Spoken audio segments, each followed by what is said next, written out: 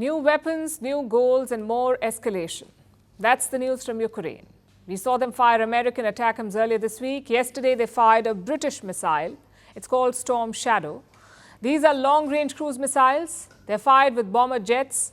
They fired from bomber jets, rather. Now, Kiev has not officially confirmed this attack, but reports say they fired 12 missiles, all of them at Russia's Kursk region. A video has emerged from this part of Russia. It shows multiple missiles slamming into the ground. However, it's not clear which missiles. They could be British-made Storm Shadow or American ATACMS. Take a look.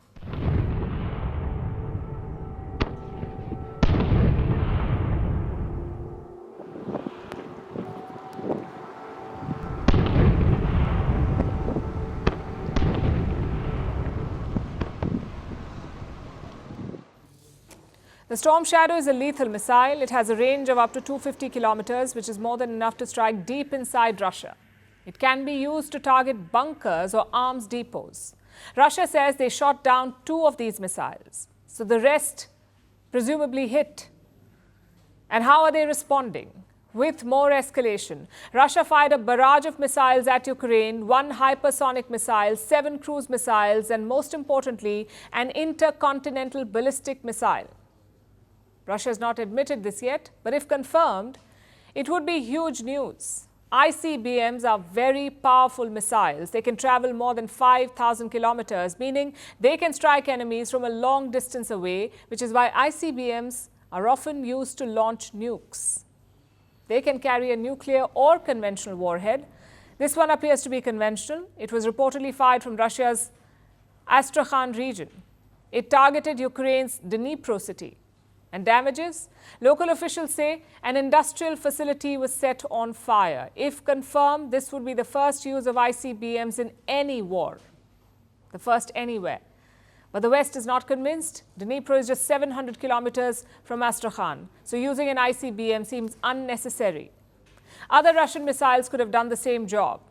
To make matters worse, Russia is behaving suspiciously. Their spokesperson was addressing the press earlier today. In the middle of the presser, she got a call. Her microphone picked up the phone conversation. A man could be heard saying, "Don't comment on the ballistic missile strike." Listen to this. Так, с нами ли портал News.ru? Да. Алло. Да, у меня брифинг.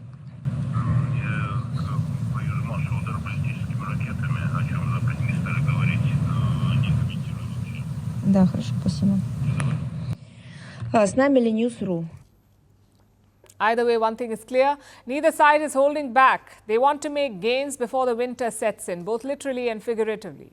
The seasonal winter and the winter of arms freeze by Donald Trump.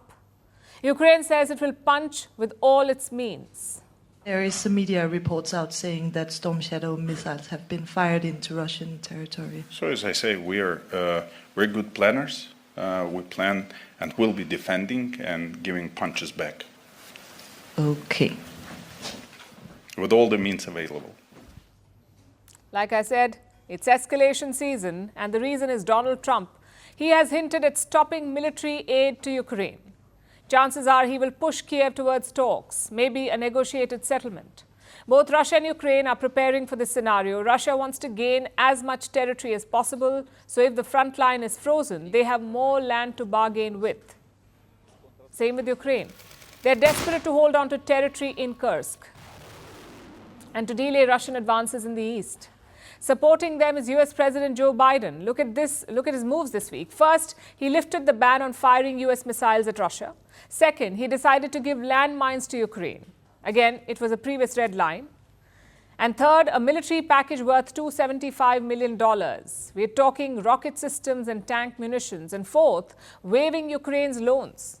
Kiev owes billions of dollars to the US. Out of this, Biden wants to forgive loans worth $4.7 billion. So clearly, this is a coordinated strategy. It's not like Zelensky is suddenly going ballistic. He has been unleashed by Joe Biden. The question is, will it change the military equation? That depends on 2 factors. 1, how Kiev uses the long-range missiles, and 2, how far Biden and the West are willing to go. Let's look at the missiles first. Around 225 Russian bases are within their range, 225 bases, so Moscow will have to devote resources to defending them. Maybe that will divert some of their focus from the front line.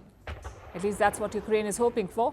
But these missiles cost $1 million each. Plus, Kiev does not have a lot of them. So it's a question of using them wisely and strategically. Experts say it is a significant boost for Kiev, but perhaps not a game changer. Which brings us to the second factor. How far will the West go? The US and the UK have not publicly admitted to allowing Ukraine to use the Storm Shadow or ATACMS. Yes, it's public knowledge, but neither side has openly acknowledged it. And there's a reason why.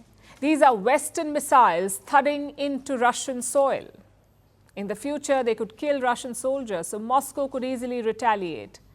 Not just against Ukraine, but also against Western assets. And we saw that yesterday. Most Western countries shut their embassies in Kiev. They were bracing for a Russian strike. Zelensky has dismissed these fears, though. He says the frenzy helps Russia. The information frenzy that took place today, with some panic messages passed around, all this benefits only Russia. Please take care of yourselves, support our army, and be especially careful that no one manipulates your emotions for their own advantage. That's Russia for you. They're masters of shadow warfare, whether it's sabotage or propaganda or covert ops. Ukraine is hoping that its allies will hold their nerve, outlast Russia's scare tactics. But more than 1,000 days into the war, Western resolve is not what it used to be.